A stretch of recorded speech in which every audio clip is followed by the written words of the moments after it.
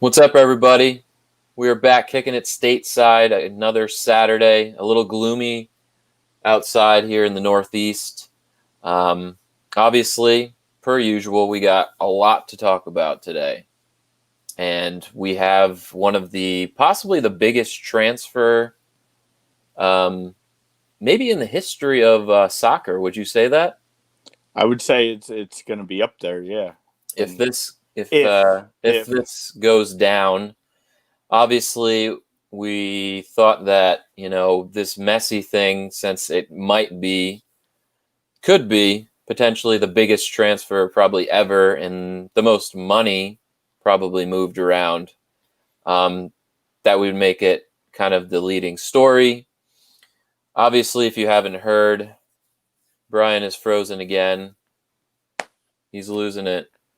Um, am I? Can you hear me? You can't even. I can hear you. I can hear you. Audio. You have audio. Um, but yeah, it's just this Messi thing has. You're good now. I don't know, man. The good old internet, technical difficulties always, but hey. Unfortunately, with no studios anymore right now, we have this potential issue. So this is us. Yes. So keep rolling. Yeah, the Messi thing. If you haven't heard or if you've been living under a rock, Leo Messi is potentially saying he wants out of Barcelona, and his team of choice seems to be the evil empire at Manchester City, of all places. The team that just got the wrist slap by UEFA recently, grease in the pockets, looks like they may be coming out of this situation kind of the same way. All of a sudden, they have more money to spend somehow.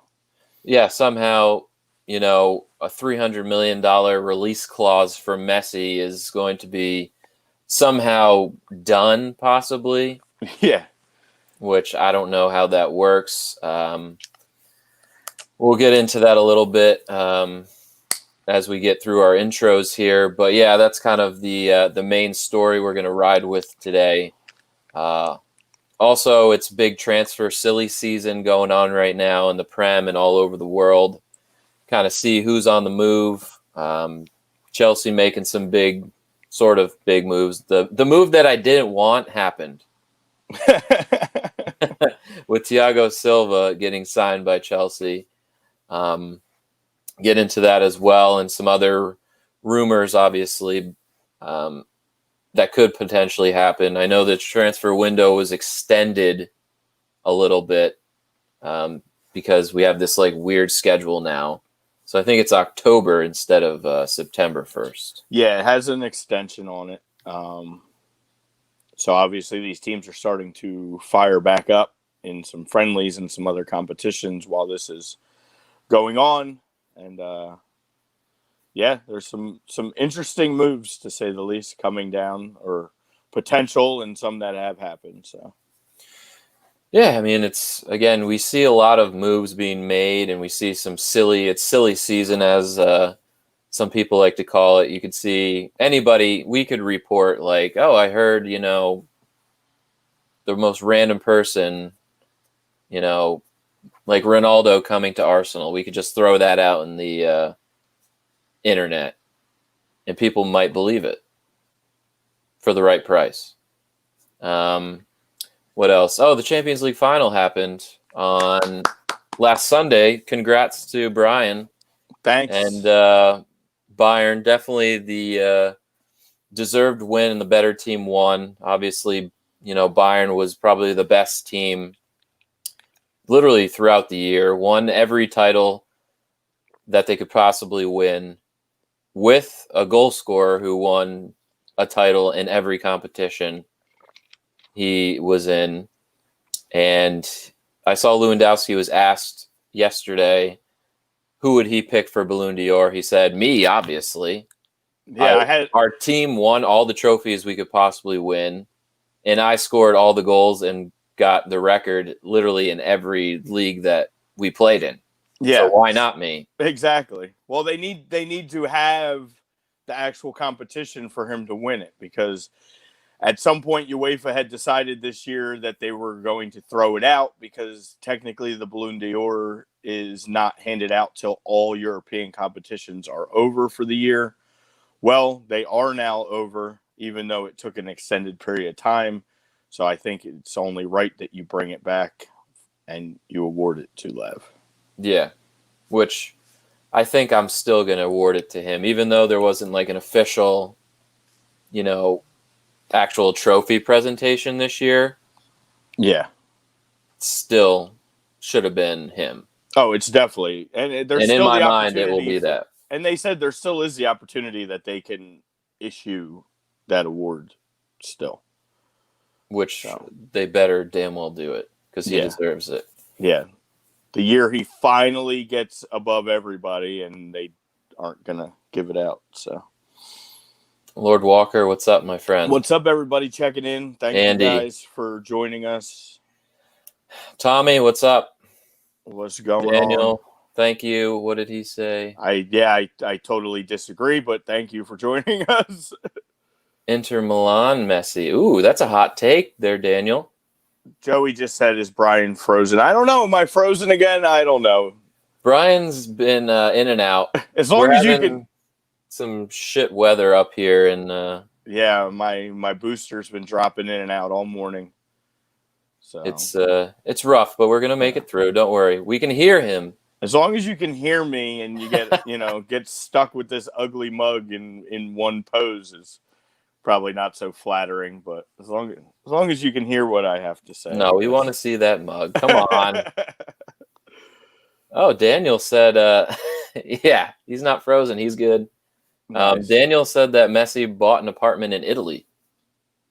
Messi could buy an apartment in every country in the world. Maybe that's his vacation in Milan. Yeah. I'm not sure. What's up, Chrome? What else? Oh, the MLS. The Philly Union got the best of your boys. I'm sorry. Since this little tournament, these games, I don't know what it is. I don't know. You can't get up for them? I'm up for them. I don't know what the players are doing. That's most everyone I've watched so far, except for the teams. I feel like the teams that struggled for the most part in the tournament are now woken up a little bit. Yeah. And the teams that really were shining in the tournament have been like, we're tired. Or I don't know. I mean, even Philly with that win, they didn't look so hot. No. Portland looked horrible against Seattle. Orlando didn't show up. Miami finally got their first win. Yep. Big ups to them. Just a team that's going to just keep adding pieces. But I don't know. It was an okay game, but my team just definitely did not show up. I was going to say, I mean, we're going to get into that too, because I don't really know.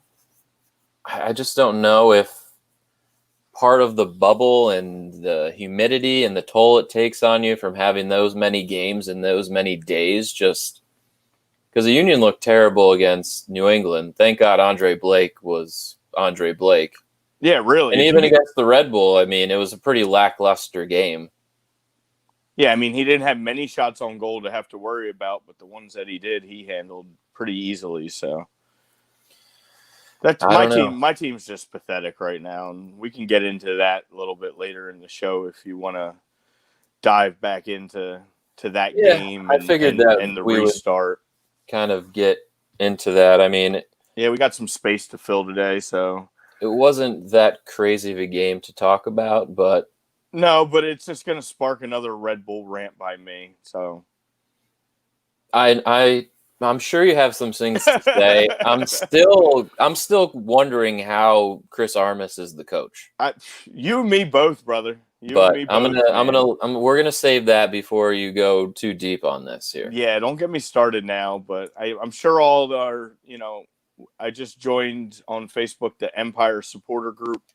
So I'm sure there's a few that have checked in on us, and they might want to hear what I have to say. They might not. Who knows? But I think they do. A lot of them have been Red Bull fans longer than me, so they probably have similar frustrations. I think so. I mean, Yeah. I think a lot of teams are probably going to be frustrated. Just the way this year has gone, I think it's always going to be kind of like an asterisk thing. Yeah, Like, I no, remember 2020, it was kind of weird, they don't even have a schedule past, I think, September 15th. it's a 17 game I don't know if regular they're waiting season. to see how COVID does for the next few weeks to continue or what's going on. Because I think there's only 3 games in September I saw on the schedule for each team. And usually the season rolls into October, but Yeah, there's no, no games announced. yeah, it's scheduled. I don't know. I think it's a light schedule because I think they're waiting for other sports too to kind of see what's happening. But Yeah. they did say it is a 17 game schedule from the end of the tournament on. So every team's supposed to be playing 17 games. Well, that's good. Yeah, but I'd like to see. I want to see more. I feel like they're it's going to be been just a playing well small into sample. winter. So it's going to be cold. I'm about it. Whatever. I'm about it, but if these guys are having a hard time getting up to play now, I don't know if they're going to get up in the middle of December and want to. That's true. But, yeah. To be determined, I guess. But Daniel said thoughts on Vela getting that pretty nasty injury. Well, maybe I don't know. There's mixed feelings, but if he probably didn't sit on his couch and eat chicharrones or whatever he was eating while everybody else was playing in a tournament because he was too scared to go into the bubble where no one got infected. Maybe that's his problem. Maybe it might be a him problem. That might be a him problem. And it seems like he'll be out like 2 months now. Yeah, he's a little bit of a diva. I would say he's probably pretty much done for the season. I don't think they would rush him back, being him the golden child at LAFC. And I guess this is how Rossi, Daniel literally took the words out of my mouth. This is Rossi's time to shine. Yeah, I mean, he already did it in the tournament. Didn't get the team very far, but no, he as an individual performer was unbelievable. Definitely the man of the knockout stages, I would say. I mean, he scored 7 goals he had? Yeah, 7 goals in 5 games. Yeah, so and he's pretty young still. So now it's pretty much his trial on what teams from Europe he's going to eventually go to. Yeah, one of these good young Uruguay kids. Uruguay just always turns out players, whether people realize it or not. The world power that is Uruguay. Times are changing. He's part of that kind of next generation of the Uruguayan players, as Cavani and Godin and Suarez are getting older. Yeah. But, a lot of good stuff to come from us today. So before we get into it, obviously you got to shout out the sponsors here. Ambuck Services, boys. Been preaching it. We got Labor Day coming up next weekend. Crazy, I know. September is upon us. I feel like the last 5 months just have not existed. We are just I don't know if they went fast, they went here. Slow. We're not really sure what's going on. It's a day to day. We don't really know the days either. Yeah, we're just here. The world is just on the day-to-day list. Yeah. That's But so you want to get your yard fixed up. It's probably that last time you could have people over while the weather is going to be decently nice. So you want that deck to look fine. You want your trees to look gorgeous when you have that wonderful last summer hoorah party at your house. Obviously, give them a call, 856-879-5530, and catch them, ambuckservices.com. And again, our boy, shout out Paul Vidal at Specialized Physical Therapy. He is doing what he can during this. You don't have to go in. You could do, online consultations. these online consults that all these guys are doing, including Paul, are phenomenal.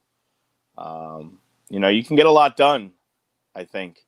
And then obviously, if you're at a point where you need to go in, then he'll let you know, and he'll bring you on into one of the 3 locations. Exactly. And we already know 3 locations: Burlington, Cherry Hill, and the beautiful Princeton, New Jersey. Damn right. And You find them at specializedphysicaltherapy.com. Shout out to our boy, Paul. So let's get into our this Messi nonsense. After I recognize Youssef. That's right, Youssef. Champions, baby. Campeones. Ole, ole, ole. Yeah. Oh, Brian, what's up, bro? Yes, the poll. So the poll, obviously, dealing with Messi, do you think he's going to leave Barcelona in the end to join Man City? Agree or disagree? That's the big time question. Everyone wants to know. He's going to be thrown out, I'm sure. Daniel saw maybe online, hey, he's, taking a vacation in Italy somewhere, and then that draws speculation that he's going to be going to Milan, which I don't know. The money that he's worth, I don't know what team even is possibly would be able to afford him. Well, see, the common misconception that a lot of people see is you have, when it comes to soccer, and again, what's up, Mike? I wanted to say hi. He said it's first time kicking it. So welcome, my friend. We appreciate anybody kicking it for the first time or a long time. You have 2 things in soccer. You have a release clause, and then you have basically, a transfer. Your fee. A transfer fee. So what happens is a release clause is put in place, which means if you want to avoid any transfer fees and any of that, and you want an opportunity to go after a guy, you can go to his team and you can pay that release clause. That protects the team from losing a player that they're invested in, because technically a player, it's not like other sports. There's no tampering in soccer. If you want a guy, you could just straight out say, I want this dude on my team, and I'm going to do what it takes. Now, some guys have release clauses, some guys don't. In the case of Messi, his was around $700 million because they didn't want Barca to have anybody come in and just be able to swipe out, him out from under his nose. Yeah. It's basically, you can just if you don't have a release clause, hence why the good players have them, you could just come in and throw down a bid, and most teams are going to be like, well, sure, I guess you can just take them for that amount of money. Yeah. So, like lowballing teams, basically. Yeah. So in this case, no one's going to pay the $700 million. It's not going to happen. No. So what is going to happen is they're going to shop around, and they are going to get offers in a transfer fee. And those transfer fees are going to go in Barca's pocket, and they're going to be at a minimum of $300 million. And somebody's going to have it. Somebody's got it. Somebody's going to spend it. I would say the only team that is, PSG obviously has the oil money that they can throw around. But again, they're also paying Neymar and Mbappe combined probably like $300-some million. Yeah. So City has that same oil money, but they just got in trouble for throwing around a shit ton of money. Yeah, see, the thing is, though, it's so tricky because you have what you can spend as your transfer budget, and then you have your weekly wages, too, in which you can spend. So you have 2 separate amounts of money that are made available to you. And anybody who's tried to run a franchise via, like, FIFA or anything, it gets very tricky. The money is absolutely absurd, regardless of. So just to take it in a quick perspective, pick a sport in this country, pick a player. Let's pick, for the sake of argument and where we're broadcasting, Carson Wentz. Just say the Bengals wanted Carson Wentz. It would be like them coming into the Eagles and saying, all right, well, we're going to give you $100 million just to talk to him. That doesn't mean that you get him. If you paid that $700 million, and if you can't work out a deal, that money does come back basically. But you basically could throw a dollar amount out there just to have a discussion with them, and that's what it's going to take. So even once City pays this 300 some million, or whoever does or decides to, now all that does is now open up the doors to Messi, and then allows you to communicate with him and his camp, and then try and get a separate deal done, which is going to be his pay, his wages, his bonuses, all of those things. So yeah, it just sounds like there's a lot of gray area with basically everything you just said. And that's why these stupid penalties are never going to happen, because they're going to say, well, they're going to say, well, we didn't spend it here. We spent it here. And it's basically like they can launder the money however they want to avoid getting these penalties. Because I don't know what UEFA looked at when they first said we're giving you a penalty for, competitive fair play. But I guess whatever their lawyers were able to throw out on the table got them from a 2-year suspension down to nothing. So, and that's going to be across the board. Why even put it in as a thing? I don't even understand if you're not going to enforce it. Same thing with Chelsea. Chelsea never got theirs enforced. Not really. They weren't as bad though. No, theirs were more tampering with like the younger players. Like their academy, something happened with their academy where they got slapped on the wrist. Yes, but any team is going to be called. I'm sure every team in the world has picked up the phone and called Barcelona and said, "Hey, what's it going to take?" Yeah, like if you have what is it going to take? Then you're not at least any top 10, top 15 has absolutely. I mean, some teams I think probably know their limits and what they'd be able to afford. Well, the PSG thing, they would have to let go of Neymar. Neymar would have to go one way, or Mbappe would have to go one way, because they cannot afford 3 $200 million players on their roster. There's no way. No. And not without being looked at. And the most logical would be Mbappe, I think. Right. And Messi said he wants to play with Neymar again, but does Neymar, I feel like he wanted to get away from Barcelona to have his own team and to kind of get out of his, get out of Messi's shadow and be his own guy. Yeah. And anyway, if Messi would go to PSG, that would be such a lame move, because they would just dominate even more than they are right now. It'd Messi be a cakewalk is afraid to play alone. If history has not shown us that Messi is afraid to play alone and be the only, or the main star, he's always had somebody. He's always had a Robin to his Batman. Where Ronaldo hasn't. I mean, Ronaldo's been around good players. Don't get me wrong. There's not bums. There wasn't bums on. He had a pretty good partnership with Benzema at Madrid. Yeah, but we're not talking superstar. We're talking stars. He's been around stars, but he hasn't been around. I mean, Benzema's a pretty much world-class player. Yeah, but he's not. He's not at that upper echelon. Mbappe. No. He's not Neymar. He gets it done. He does. I would say he's probably right under the second tier. Yeah, he's probably under. He's still under Suarez though. Possibly. Even Luis Suarez, I think, is more closer to a superstar than a Benzema was. It'd be pretty close. I mean, Tony Cruz, but yeah, I don't know. I don't know if you're not a household name. Put it this way: if you're not a household name in America, I don't think you're a superstar. Which is, I think, debatable. I mean, we're getting up there, I think, in world soccer, maybe getting outside the Messis and the Ronaldos, and people are starting to tune in and maybe learn and, watch other players.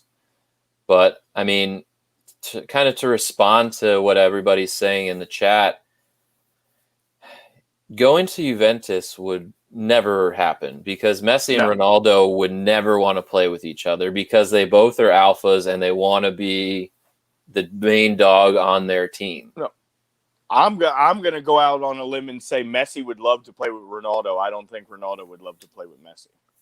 Yeah, if it came down to, little tit for tat, I think that would be true. But I don't see Messi. Why would Messi want to join up with another guy he's trying to fight for possibly best player ever? Because he's I mean, soft. I understand Ronaldo can, go out.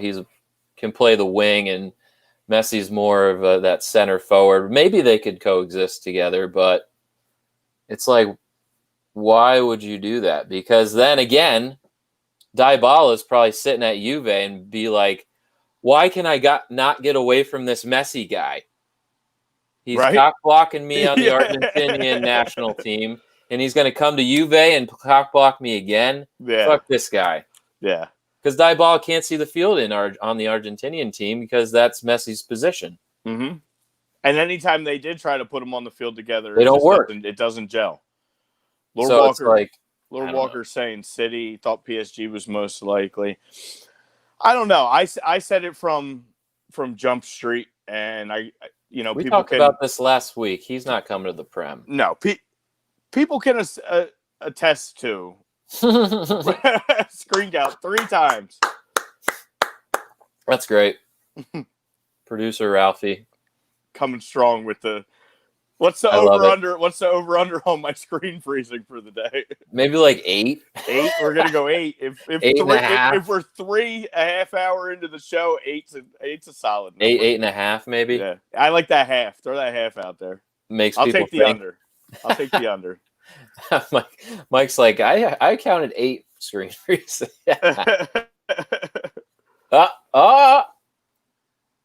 No, just kidding. So here's the thing. I think City, again, from the jump, as much as I like it, dislike it, however you want to put it, City makes the most sense. Well, because the Pep thing is the only thing. To me, that would make sense for City. Here's why I'll listen. And the selling point for him to go. You got Pep, number 1. Number 2, you have the fact that one thing that Cristiano Ronaldo will always be able to hold over Messi's head as the GOAT is that not only did Ronaldo play in the Premier League, but Ronaldo played in a high level in the Premier League. Ronaldo won championships in the Premier League, and he won a Champions League with Man United in the Premier League. But not to say that he didn't help and he wasn't like a huge part of the Man United teams back then under Sir Alex Ferguson, but he also had a really good young Wayne Rooney and like a Giggsy and a Scholes. I understand that was back when Man United was like Man United that was the year they won that Champions League, he had 8 goals in the Champions League competition. Oh, sure. Messi's never had 8 goals in a Champions League. Even the winning years of Barcelona, I don't think he had 8 in a single Champions League. So, I know he had more talent. He had talent around him, but Messi's had a ton of talent around him at Barcelona. They've tried for years and years. They brought in Suarez. They brought in Neymar. They brought in Griezmann even to try and help. Obviously, that's been just a terrible failure. But yeah, it sounds like Griezmann might be going back to Atletico. I mean, they're trying to for his career and his sake. He should. They're trying to work a João Felix swap. You need somebody else. That's not a good trade anymore. Not for Atletico. No. Youssef said City offer Gabby, Mahrez, and somebody else for Messi. I saw. No, I think that's read wrong. A report that if this is going to happen, Man City would put up 100 mil plus Gabby Jesus plus Bernardo Silva plus young Eric Garcia, the center back. And that would be for Messi. Plus money. Yeah. So that would probably equal to about 300 mil. So that Right. would make sense. Honestly, that would make sense for both teams. Because Bart, Barcelona, you're getting a young stud. Maybe Gabby, he hasn't been as clinical as people might have thought. He has good movement. I think he can be potentially a good goal scorer, maybe if he moves to Barcelona and plays in Spain. Bernardo Silva's kind of getting pushed out of the starting 11 because Phil Foden has done really well recently. And it seems like Pep is kind of leaning more towards Phil now. So he might enjoy that move to Barcelona with, that team kind of getting on the other side. Maybe they're like that midfield wing spot, maybe be up for grabs. And then Eric Garcia is a young center back. I mean, if Barcelona could get him to replace maybe PK in the long term, that'd be great. yeah, the Barcelona's going to need a player return. Oh It can't just be about money. It's going to have to be a player swap and money because they're going to have to fill a lot of holes. It sounds like not just Messi, but Suarez is pretty much done there. I think it's time for them. It's a time for a whole changing of the guard. It's time to regroup, refresh. I mean, Messi's been there since 13 years old. He's been playing in the top since 04, since the age of 17. I mean, it's if you're going to ever do it, this is the time. You're still going to get value for him. Yeah, you got to strike while Messi's still. I mean, obviously, he's going to have that power and the skill, no matter how old he is. But yeah, but if you wait too long, he just walks. That's the thing. Yeah, I mean, Lord Walker brought up a point that City haven't really paid for a player, much over the age of 27. But I mean, a Messi at what 33 he is now. Yeah. So they're not, and City's never had that. You're right, Youssef. They haven't had that caliber. I think the closest caliber is his fellow countryman in Aguero. To me. But that's why I think they want to get this done. I think now, and that's another reason too, because you're also playing with guys that he's comfortable with. City's in the hunt for two things. They want their Prem back from Liverpool. Yep. And they want to win a Champions League. And I think they're at a point now where they know their window's getting smaller. And they got one push here to make with this group. You got De Bruyne still in his prime. Sterling. You got Aguero that's, getting up there but can still score. There's 5 frozen. You got Raheem Sterling on the one wing. You're going to want Messi. I mean, again, I said in the beginning of all this when he was first linked to City too, there's more to this. This NYCFC thing, don't let that fool you. This is a whole package deal. This is, want Messi in City to then move from City to NYCFC to finish his career off at 35, 36 years old. Oh, can you imagine the hoopla in the U.S.? That's the only way they're getting their stadium. Oh, can you imagine? I said it from day one. This is New York. This is the house that Ruth built. They want the house that Messi built. It's the glitz and the glams. It's New York, baby. You got to City owns them, and City is going to do everything in their power to make this in giant circle work. This contract is going to be like a 5-year deal, and it's going to be a 2-team contract.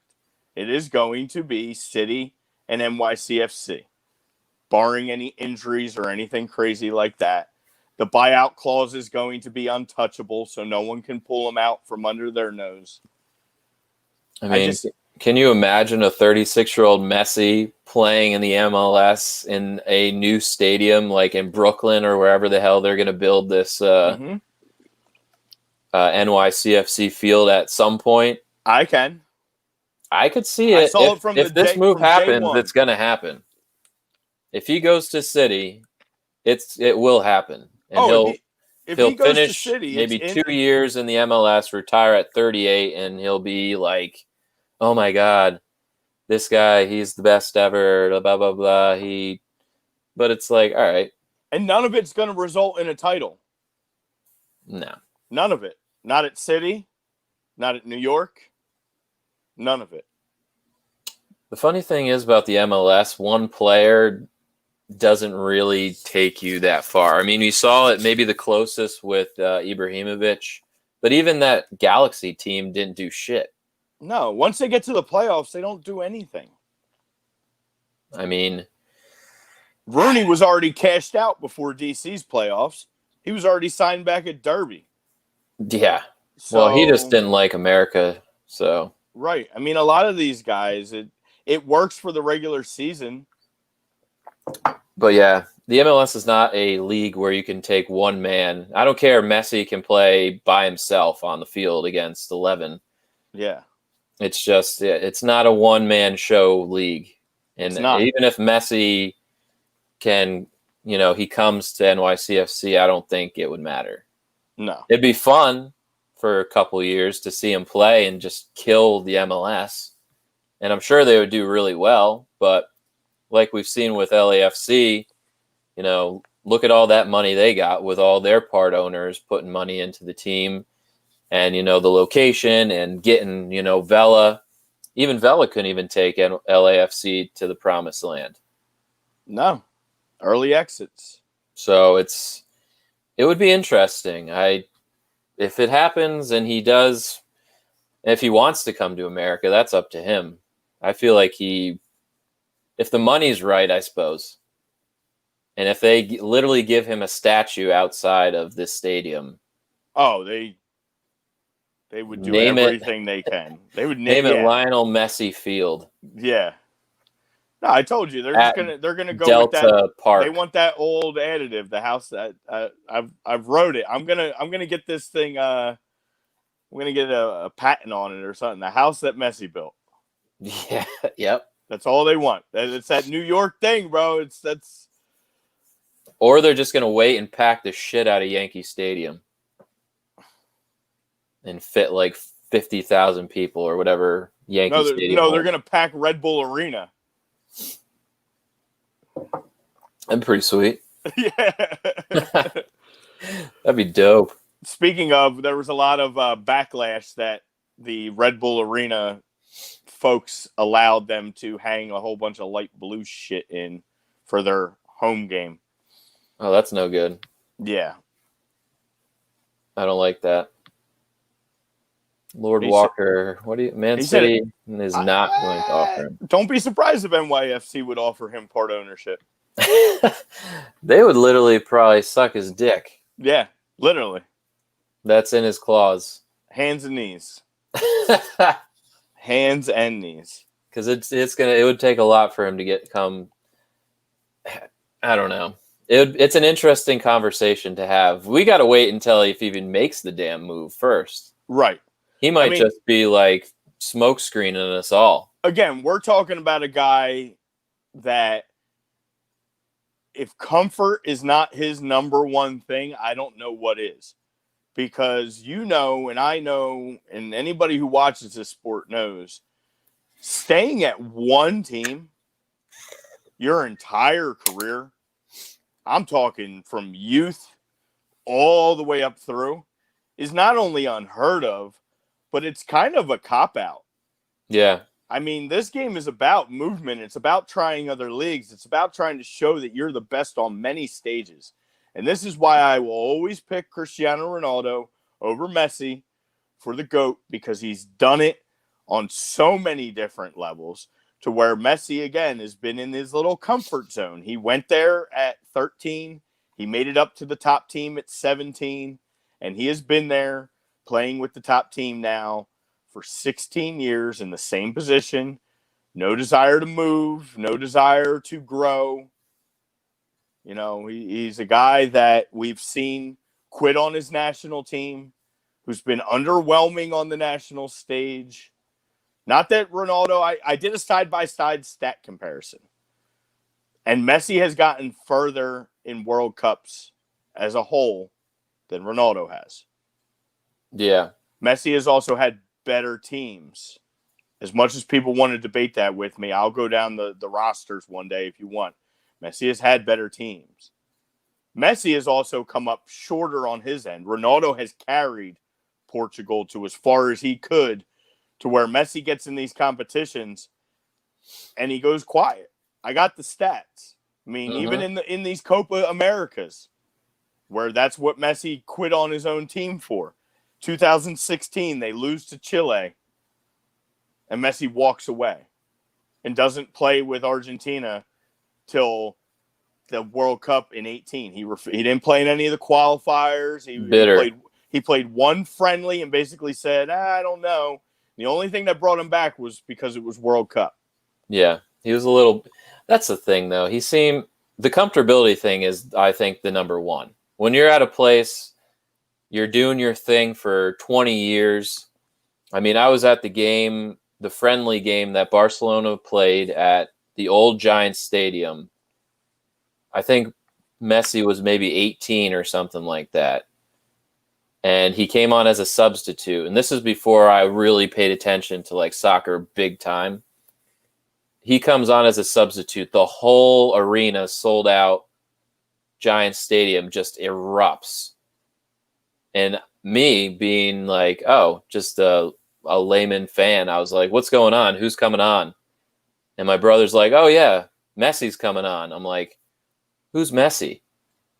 And then he comes on and scores like 2 goals within like 5 minutes. I'm like, oh, this kid's pretty good, huh?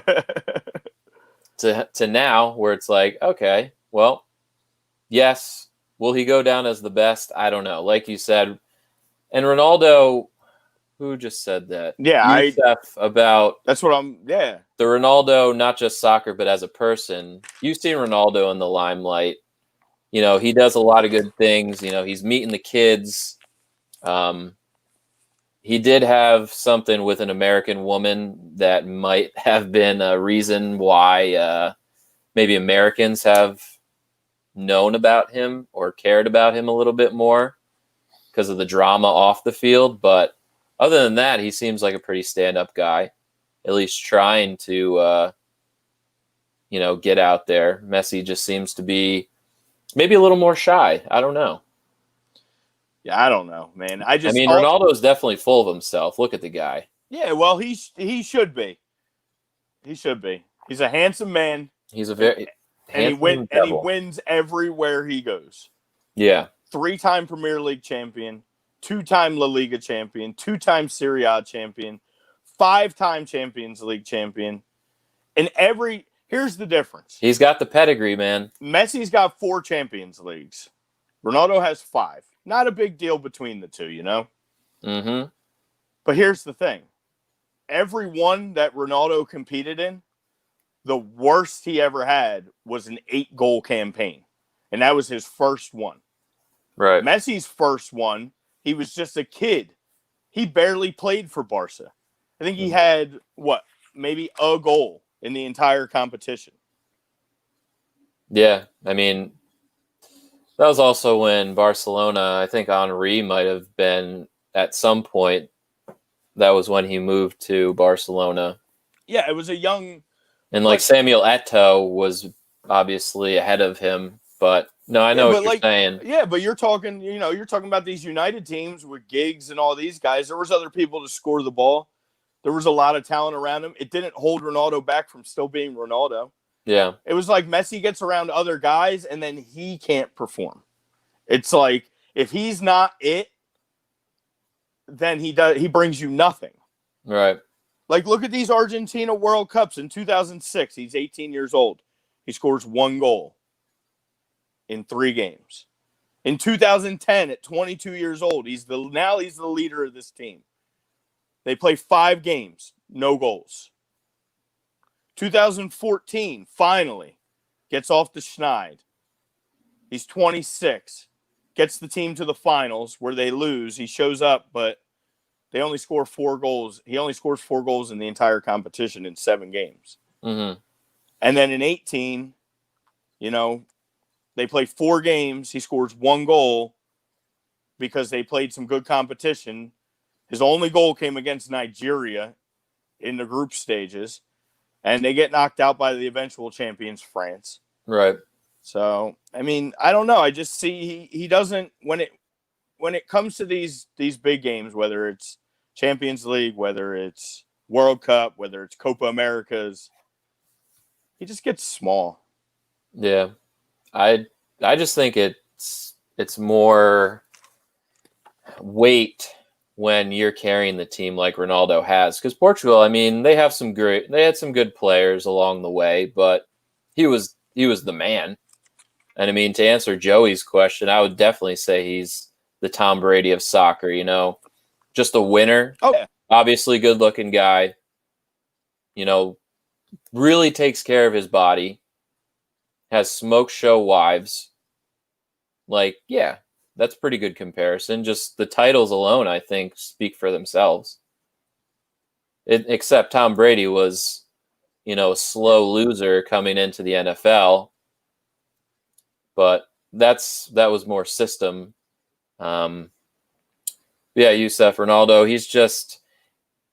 he carried Portugal to that Euro for sure. He was insane. He doesn't cheat. Ronaldo, well, we don't know yet. Absolutely. But yeah, obviously, does that count as a freeze or is that a lag out? That was a lag out. That was real bad. But yeah, it actually this morning or yesterday they put out a video, I think ESPN FC, of a young Messi back in the day, watching him like dribble and just have that ball control when he was young like that was insane. And his strength for being so small, like he has that low center of gravity where guys try and beast him off the ball and he still can get away from him or stand on his feet. And he doesn't really go to ground that much, I don't think. He's not much of a diver. No, he's not. And if anybody knows my stance on this whole thing, is I will never say he's not a phenomenal scorer. I will never say he is not probably the best technical player I have ever seen play the game. His ball control is absurd. I watched a video where he was standing on one sideline of the pitch and just like casually sends a ball over the pitch across the sideline, and it rolls between two executives standing there having a conversation. The one guy's standing there with his legs open, and the ball rolls directly between the guy's legs. He looks down, and Messi's on the other side of the pitch waving to him like, hey, yeah, I just put that there. Like, that's not the debate. The debate is, when do you come up big in big games? When can you put a team on your back? That's GOAT status right there. And carry him. And I don't see it. I've never really seen him throw a team on his back and say, let's go, guys, and carry a team like you see Ronaldo do in the past. And that, I think, will be the difference when it's all said and done, in my opinion. Yeah. But, I mean, Mike Parker says Messi's fast, like a faster Maradona. Funny you say that. Messi's actually married to Maradona's daughter, correct? If I believe that is correct. And Aguero is the godfather. So that's a hell of a that's a nice little team trio you're putting together there, yeah. Can only imagine Messi's kid and the talent that might come out of that gene pool. Yeah. He's got a few. He's got 3, I think. They might be the ones that you're keeping the eye on for the GOAT. All right, Youssef. Thanks for tuning in, brother. Thanks for stopping in, man. Sorry with the technical difficulties, haven't been able to engage you guys as much as I would have liked to now. But yeah, we'll see what happens. I think that's a good. Obviously, we could go on and on about the Messi nonsense, but I think that's a good, solid 50-minute combo we can put to bed, and we'll see what happens. I did just want to state that he did play in one Super Cup too and lose to Sevilla, since we were, Sevilla's tough in those competitions, man. They're tough. In a 5-4 game, too. So to roll into kind of a quick transfer thing, to go back to Lord Walker. He wanted to hear about the Blues. Yeah, with Roman coming out of the woodwork after this ban and just dropping his sack on the table and saying, hey, we want to fucking win. Yeah. And, with Werner already in, Ziyech in, the Havertz thing is kind of still up in the air. Ben Chilwell got signed, big pickup. That I'm happy with. Is the Thiago thing? The Thiago thing, I believe, is official as well. He took a medical. It's a 1-year deal with, I think, another option that second year. Yeah, which that's safe. I mean, I'm not super thrilled about a Thiago Silva, but I think that 35-year-old, almost 36-year-old. I would take him maybe like 3-4 years ago, yes, but I don't know. He's got to be better than fucking Zuma and Christensen, which is my only thought. Absolutely. That's the only reason why I'm like, okay. I mean, Mustafi might be better than Zuma. I wouldn't doubt. They're both slow as shit. Yeah. But it's like, Roman's coming out. He's just sitting in Russia, just giving money to whoever he feels like giving money to. Making it rain. Here's the problem for you. If it doesn't work. Oh, you're in tough position. Because this year I gave a lot of credit to Frank and Chelsea about development and building around what you have and building around your young players. And now you've basically just said, okay, we're going to do that, except we're going to scratch all of that now. And we're going to keep maybe 1 or 2 of these guys, and we're going to build them a super team around it. And if anybody in this area remembers how super teams work out, it's tough. But, I mean, also soccer can be sort of different because you got to compete with the cities and Liverpools of the world. You do, but chemistry's big, man. And just pulling a bunch of these guys from random spots and trying to throw them all together in a short off season, that's dangerous. Thank you, Mikey, for tuning in. Thanks, brother. Stay tuned in another time. But yeah, you're if taking the Kai Havertz thing happens, then I'd be like, Jesus, he's really just. Well, you need Havertz to happen because I think Havertz brings comfort with Timo. Yeah, I think that gives them a little, being 2 German guys that have played together, coming up for the national teams and the U teams in Germany. That's a big thing because now you're taking Pulisic if he's hopefully healthy, comes back healthy. You're throwing a guy, Timo, up there for his first time in the Prem as a striker. There's growing pains that come along with that sometimes. Ziyech is new to the Prem. Now you're throwing in a couple midfielders that are new to the Prem. Right. You're bringing in an aging defender. You're bringing in a left back who had a really good year last year in the Prem, but these are now new guys that he's going to have to get comfortable with. I mean, that's a lot to throw together. I mean, that's a lot on Frank's plate. Oh, yeah. I mean, I thought last year he had a lot of pressure on him with the ban even in place because he was forced to play all these young kids, which worked out in the end. But now that the ban's lifted, I mean, change needed to happen. The team wasn't good enough. Oh, no, you needed to make some moves.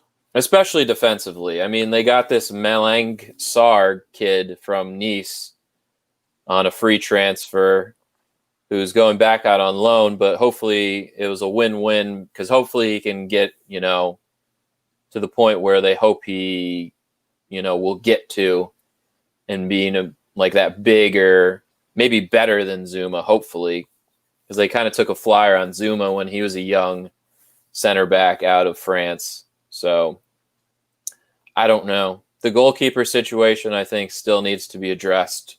Yeah, big time. I think they're going to go cheap. I don't see them splashing another $80 million for Jan Oblak and Havertz. Right. But if they go cheap, like, Ben Foster, if that's the case, but they need to offload Kepa because he wants to play, and it seems like he's in Frank's doghouse, so something's got to give there. Yeah, So, you need both. I didn't see who started in net for the friendly today, but I would assume it was not Kepa. Right. I'm not sure. We don't really know. Is soccer like any other pro sport where you have the same teams are fantastic every year and the rest suck? Yeah. For the most part. In some of, put it this way, in most European leagues, yes. Most leagues are dominated by 1 to 2, maybe a third team. MLS, that's the beauty of why a lot of people do enjoy the MLS, is that's not typically the case.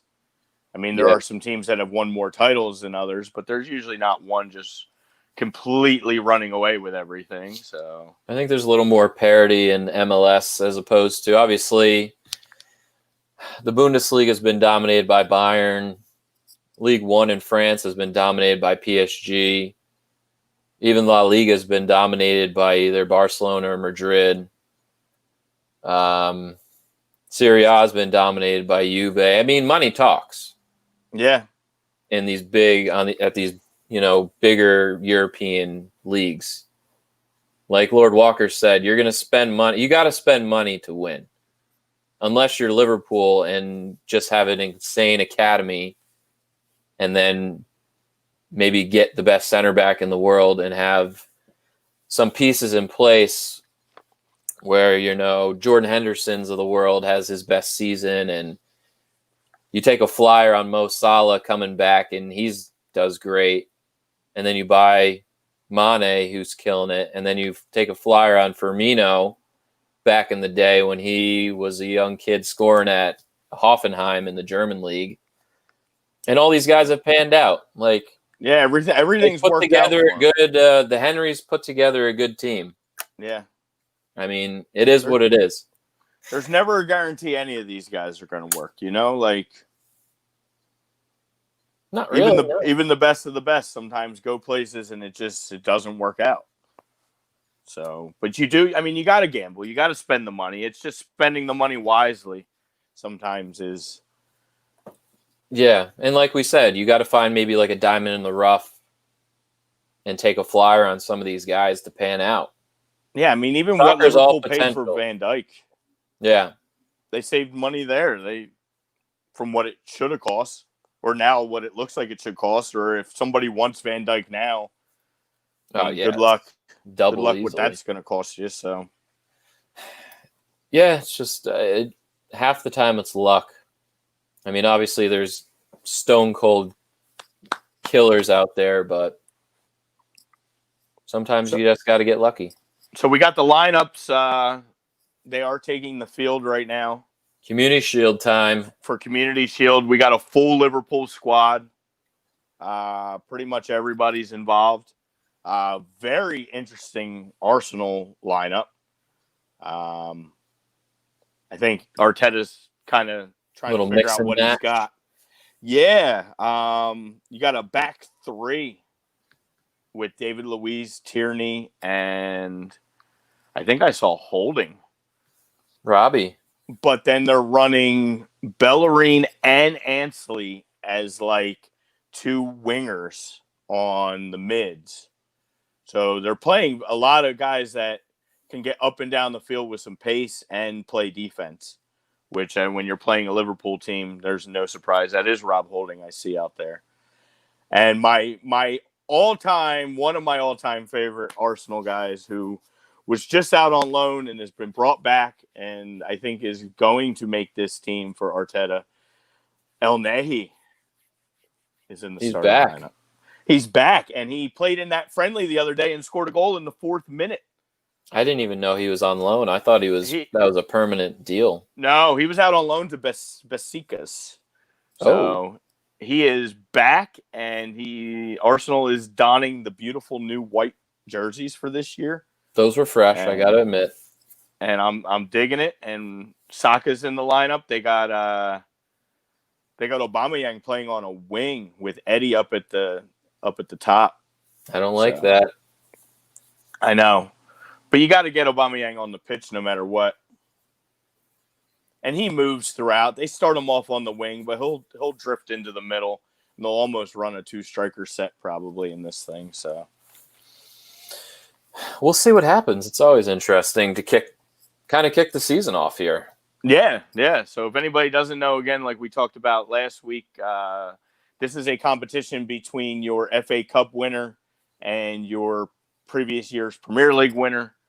So this is a competition these guys take seriously, and this is the first trophy of the year for these English teams, technically, because this is a Starting new out, year. Yeah. Yes.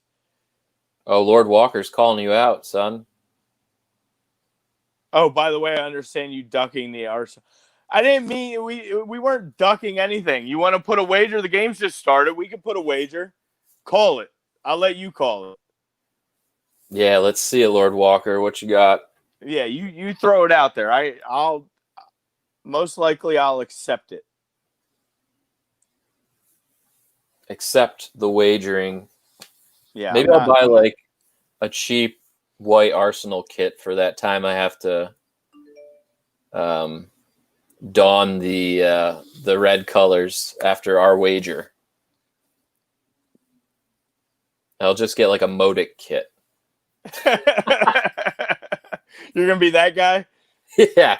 You're gonna get a Modic Arsenal kit. Maybe I'll be a full kit wanker and wear the full shorts. Oh man. Then you gotta do the whole show standing. I'll be like a FIFA character. You can't be hiding it. I won't. The deal's a deal. He said okay, so I guess he's thinking of something. I get it. He's thinking of our. Yeah, it's still early. We're 3 minutes. We're into the third minute here. So as long as a goal is not scored, then wagers still can be placed. Yes. Yeah. Let's get into the Champions League talk here. So last Sunday, I know it feels like forever ago, Bayern Munich, Champions League winners, beating PSG. Oh, Lord Walker actually comes up here. Arsenal wins, do an Arsenal show, but if Liverpool win,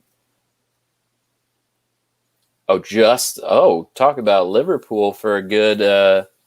We'll talk about Liverpool on a show for like a good 30 minutes. We'll do. I think that's fair. If Arsenal wins, we'll do a good 30-minute segment on Arsenal. On the history of either team. I think that's pretty fair. I think that's very fair. If he's willing to accept that, then we will start there, being that, yes, we have many competitions this year, hopefully. At least 2 more on top of this game. So I like it. I like seeing Emiliano Martinez in goal. That's going to be interesting, too. That's a great goal competition. Whenever Burn is healthy. Speaking of, real quick before we go into the Champions League, if we didn't see, Dean Henderson did get a 5-year deal from United, so he is there now. They got to make their decision on De Gea, I guess. So. Davies gone. Yes. So yeah, Bayern Munich. I'm willing to accept that. Bayern Munich, champions of the world. The world, literally. It was not the goal scoring melee that we might have thought. Didn't we joke right before that? Like, watch this be a 1-0 type game, like a stalemate of a game where nobody could finish any chances at all. And of course, the goal scorer was a former PSG player and a French international, Kingsley Coman. That just puts the icing on the cake. I believe that was another like a middle finger to them. Yeah, I think they said that was the first time in a Champions League final that a goal was scored by a guy playing against his former boyhood club. Yeah. So just one of those weird, obscure stats that came out again in this Champions League. There was a lot of them. So, but it was good game, even though it was kind of, low scoring and not as crazy as we thought. But I mean, the chances were there. Again, I think, speaking of coming up kind of short, Neymar just didn't have it at all. Mbappe's finishes were awful. He's probably still not 100% Mbappe, I would assume. Yeah, I think he was probably about 80%, but he played the game. So he tried to give it a go both these games towards the end of this tournament, and they came up short. I mean, their first ever Champions League final appearance. I mean, it's still good. It's noteworthy, but obviously with that Bayern freight train that just ever since the restart and even the whole season after Hansi Flick took over, they were just a different club. Yeah, they were like what? They were fifth, I believe, when I was going to say, yeah, they weren't even in the top four in Bundesliga when he took over. Yeah. And then they went on. Completely got and just got, I guess he got all the dudes to play. Some of these guys, Gnabry really stepped up this year. Leon Goretzka, I don't know what they're feeding him. He looks like a fucking jacked giant. Yeah, he's really developing all of a sudden again. And Kimmich playing everywhere. Kimmich is a beast. He's going to be, dare I say, better than Philip Lahm. It's going to be their trajectories as both youngsters are very much the same. Just needs that World Cup title. And who knows, that may come with the German team that they're putting together. Young German team is looking pretty solid. Yeah. Very solid team. Yeah. But yeah, I mean, and then the Alphonso Davies discovery.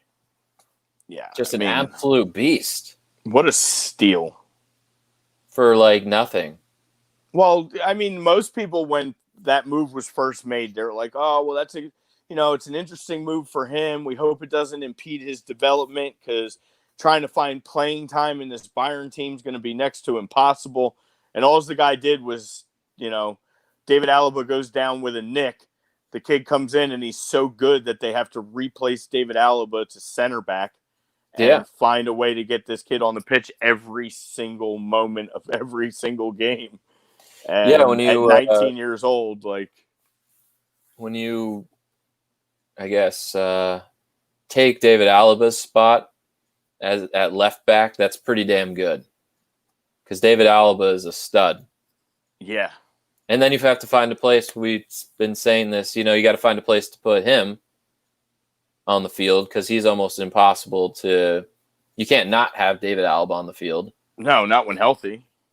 And then you got to find a place for Kimmich because they're moving around. And then you still got Pavard on the bench.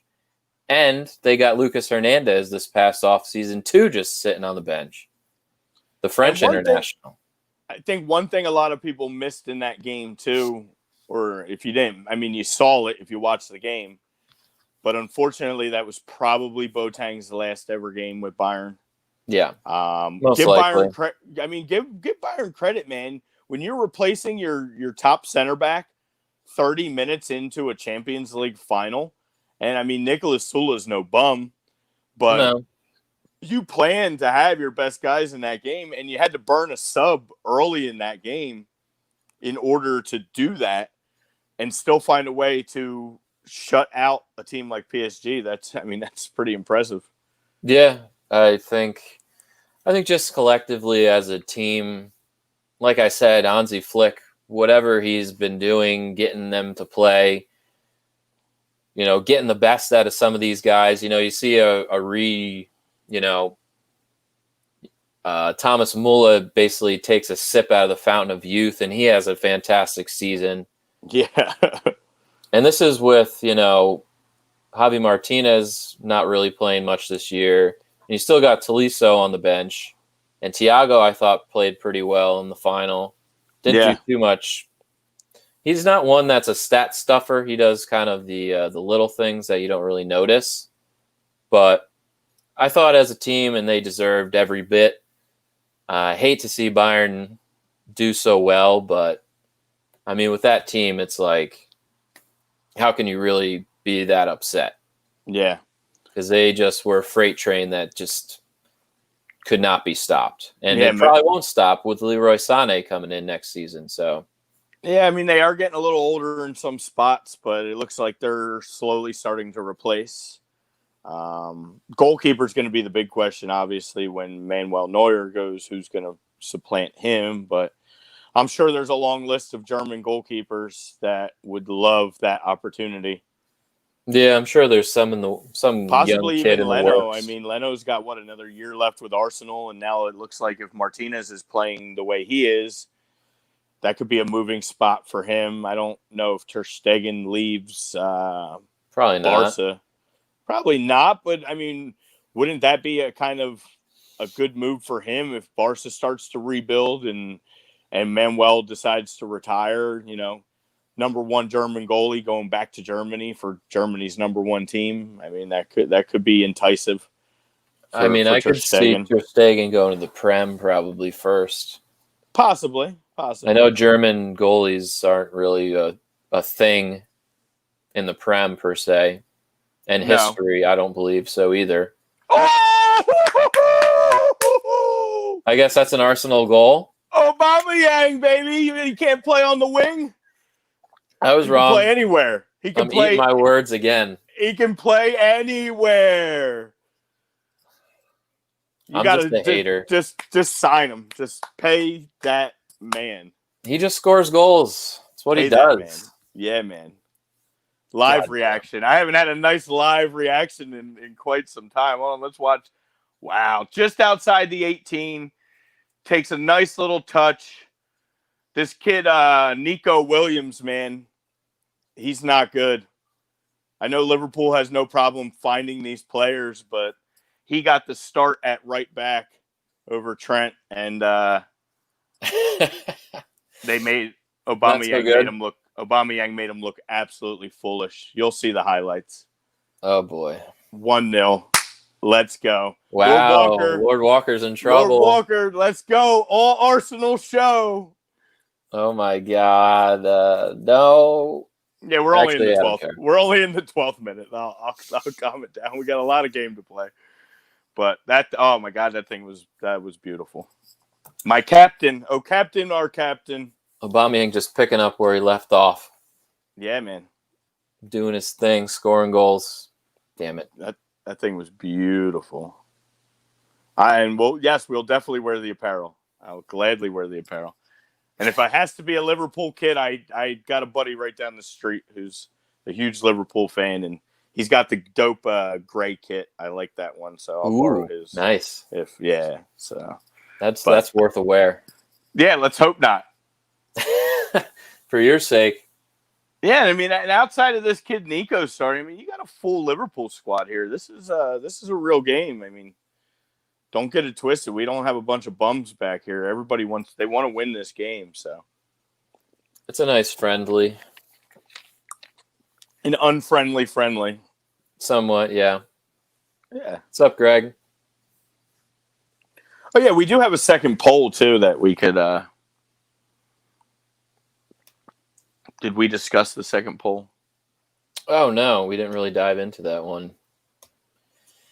Yeah. So the MLS is obviously we're out of the bubble. We're back in the home markets.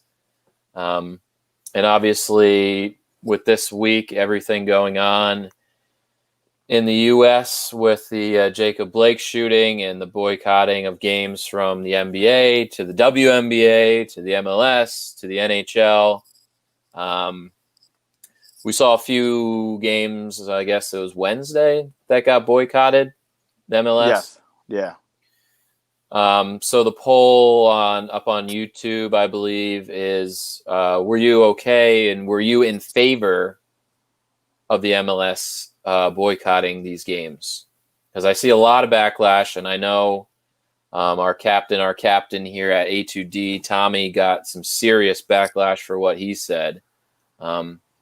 Again, not going to get into it too crazy because I don't want to touch that with a 10-foot pole. But I mean, what do you think? I think that they did the right thing, as far as,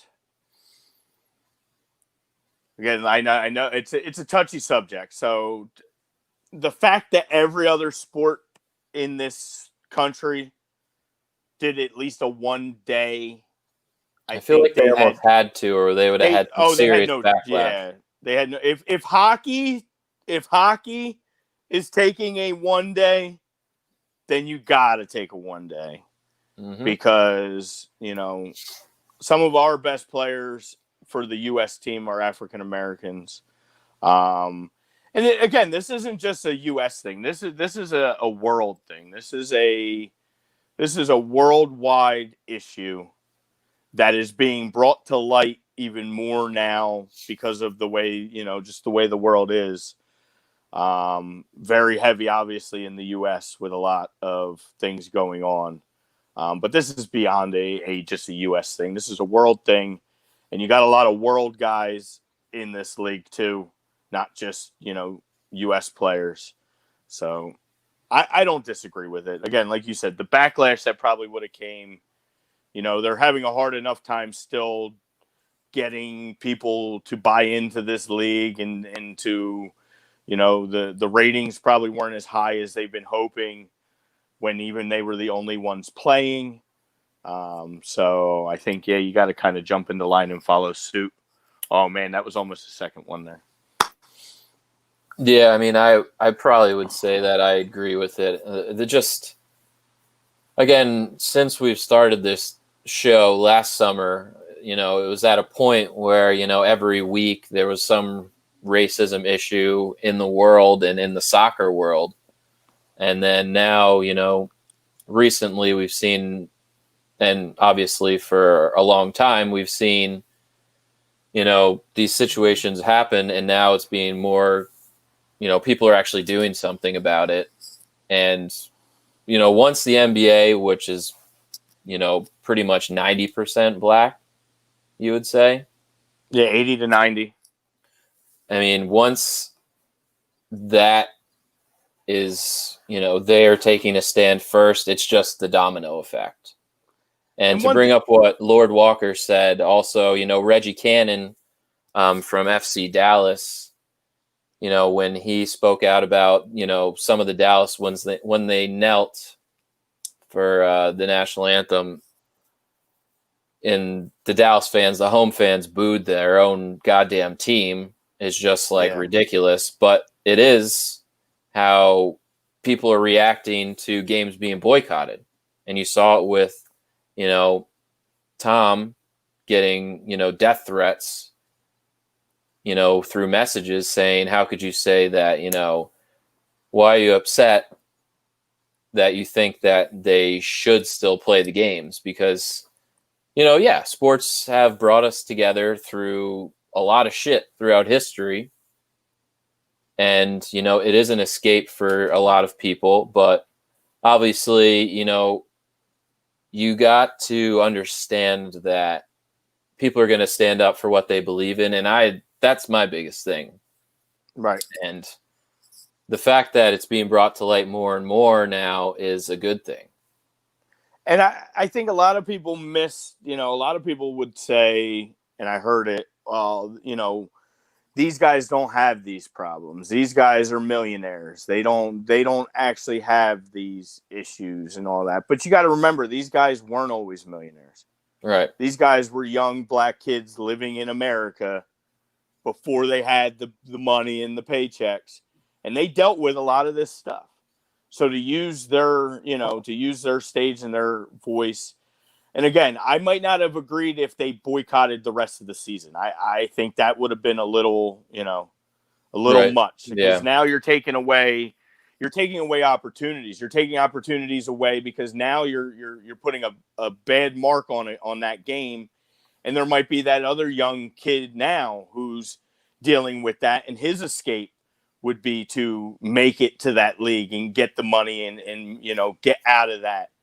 and you're almost impeding his chance of doing so, because eventually what's going to happen is they're just going to stop. The money's going to stop flowing to these leagues.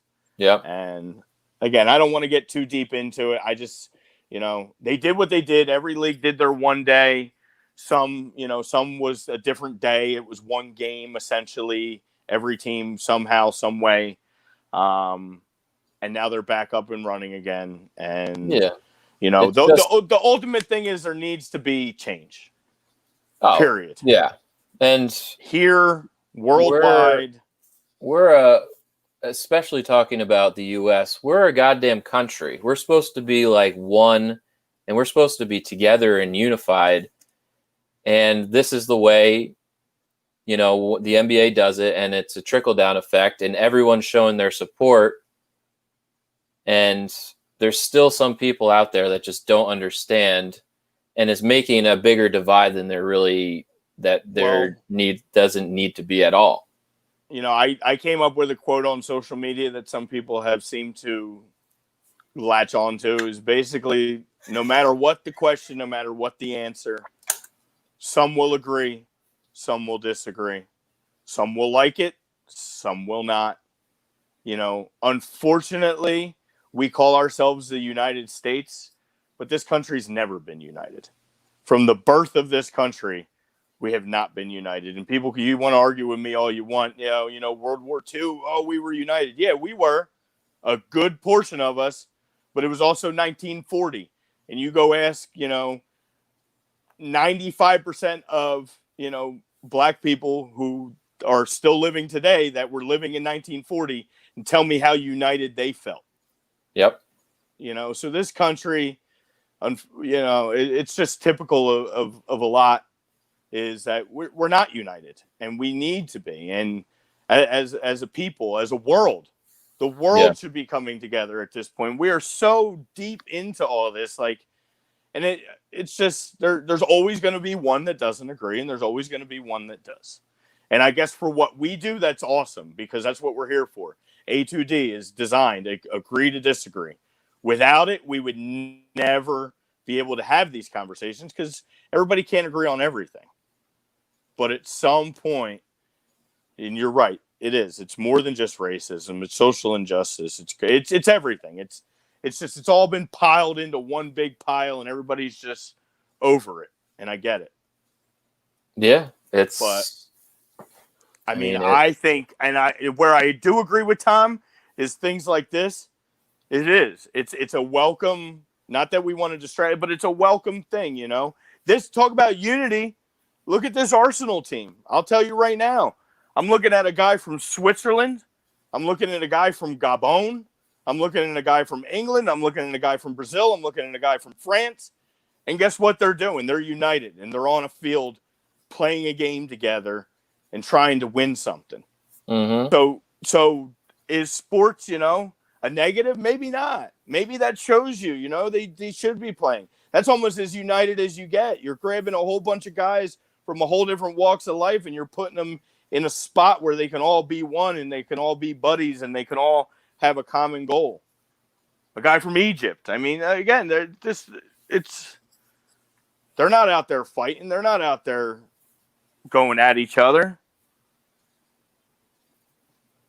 So I don't know. Maybe it's an American problem. Maybe we're the problem. It seems like it. Definitely seems like it, that we're supposed to be the land of the free here, and again, I've said it, not afraid to say it. Like, there is white privilege. I've never been in a situation, or probably ever will be in a situation like that. But I think, like other people, that I'm trying to listen and understand. Right, and that's the biggest thing. Some people are not listening and understanding at all. Yeah. And if we could all do that, then I think this place as a whole, the world would be a better place. But yeah, the way I look at it, I see the 1 game ban, but you really want to show me something? Walk out of the bubble. Yeah. certain guys wanted to be out, then that I get it. Like maybe that's what their point was, is they felt bad, or they felt like they weren't doing their part because they're down in this bubble playing a sport while they could be out there on the front lines using their voice and their money to try and better these things. Mm-hmm. But then, if that's the case, then just, if that's what you want to do, leave the bubble. Muhammad Ali did it. Muhammad Ali spent years in prison standing up for what he thought and wasted the prime of his boxing career to do what he thought was right. Pat Tillman left after his best year in the NFL and gave up millions and millions and millions of dollars to go fight for his country and got killed doing so. So it's one thing to want to, walk away or make a stand, but like, honestly, what's a one-game boycott doing anyway, other than just making a media circus? You really want to do it? Walk away. Give it all up. Give it all up. I guess it's, if nobody plays, then it kind of, the sports are at a standstill, then it brings everything more to light, because that's all people are going to be talking about instead of said NBA game or whatever. Yeah, but you do it long enough, and they're just going to fill with new people. I mean, the media, no matter what, media and social media is tearing this world apart anyway, no matter what. Yeah. And even though we're on the media end of it, but we're on the, I feel like we're on the good side, man. We're trying to bring some joy and happiness to everybody. We're trying to talk about, the beautiful game. This is what we try. This, like, talking about it is great for me. Yeah. Like, I wouldn't walk away. I wouldn't be like, I don't want to do a show, because throughout the week I get all these ideas and thoughts in my head that I just want to get out there, but I got to wait until, Saturday morning. Yeah. To talk. Like, from the start, when we first started this, we wanted to bring all our soccer friends and people that watch the game and maybe don't have somebody else to talk about it with, to have a safe space where we can all come together and talk about the beautiful game that we love. Yeah, maybe find a few give new the people what they want. And that's been our motto since day one. Yep. And this is kind of like a refresher for me, and I hope that it's like a nice getaway and refresher for everybody else.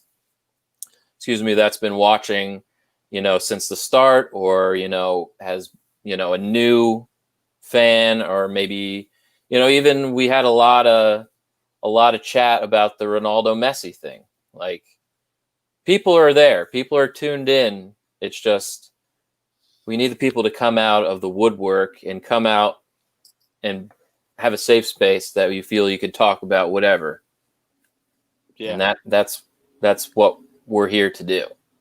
Yeah. And we're doing it with what I think is the best sport, and to do so because of, how it brings people from all over the globe together in every league. Exactly. There's teams in every league in every country that have teams with players from other parts of the world. And outside of a few, racist Italians that kill their own people, and, a few here and a few there, for the most part, this game does a really good job of bringing people together from all walks of life. Hence the global sport that it is. Yes. Every walk of life. And the great part is, unlike some sports like the NBA or the NFL, there's kind of like that dull period where there's not much to talk about. And maybe it's tough for people to come up with, topics. There's something going on in soccer all the time. Yeah. Like, we've never had a show where we're like, what can we really talk about? Yeah. Because there's always something going on. Well, look at us there's now. Always the league. There's always transfer talk. We got the Messi transfer news that just happened to just drop right in our laps. Yeah. Like a Christmas present. It's like, and we got the Prem. Now, if it actually happens, we got the Prem. Yeah, we got the Prem preview next week, I would assume. Yes. With that being a week away. So I guess, we kind of already know our red cards and yellow cards. I know that's kind of been like a lax and lazy thing to say, but I think we've determined that that's been our red for a long time. And I guess, yeah, next Saturday will be our Premier League kind of preview show. Yes. So we'll really be focusing in for the whole show on getting into detail and diving into all the teams basically, and giving a rundown, any newcomers, any people that they might have lost in the team, where we might think that some of these teams are going to lie, some bold predictions that we did last year. More transfers. Transfers to see if they actually come true. Also, maybe some of these 3 newly promoted teams, who's going to do the best like we did last year. Absolutely. So, yeah, a jam-packed show next weekend. But, yeah, thanks for everybody for tuning in. Yeah, and Lord Walker, we didn't mean to not touch on your stuff at the end. We just had to wrap it up here. So we will definitely talk more and more about this in the near future. For sure. And again, thank you guys for tuning in. And, we love the interaction with everybody. So keep coming back and watching us, because it only makes us better. And watch all our shows on A2D, because they're fantastic. Yes, the entire platform. Check everybody out. There's always something going on every day again. So with that being said, thank you again. Thank Lord you guys. Walker, you're the best. Go Arsenal. Arsenal, Liverpool, tune in right now. Yes, sir. Love you guys. Later. See ya. Love you. Later.